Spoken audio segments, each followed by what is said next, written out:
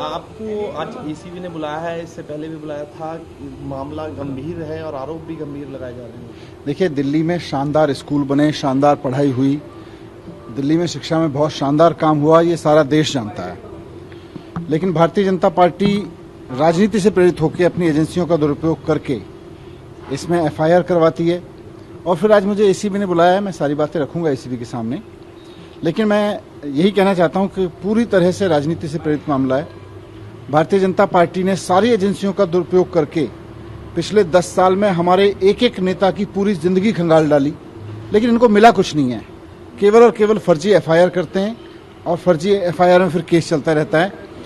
होना इसमें भी यही है, कहीं कुछ निकलेगा नहीं। इस केस के बारे में एक चीज और मैं आप सबके संज्ञान में लाना चाहता हूं कि मनोज तिवारी जी ने, जो भारतीय जनता पार्टी के सांसद हैं, उन्होंने मेरे ऊपर ये आरोप लगाया था।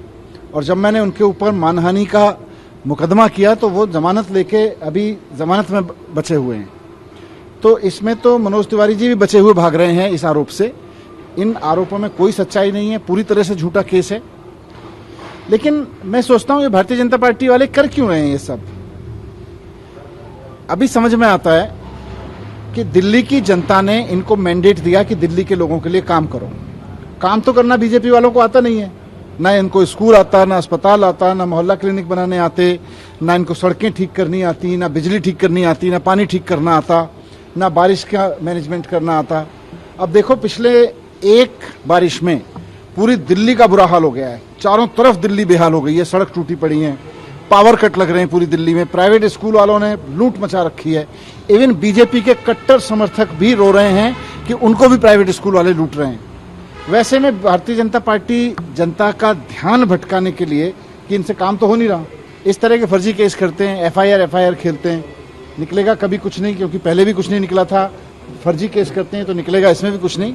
लेकिन जनता का मुद्दों से ध्यान भटकाने के लिए केस करते हैं। से आपके संबंध के बारे में पूछा तो उन्होंने कहा भी तो पंजाब से केजरीवाल को भी आना पड़ेगा, आपको लगा कोई प्लान चाहिए?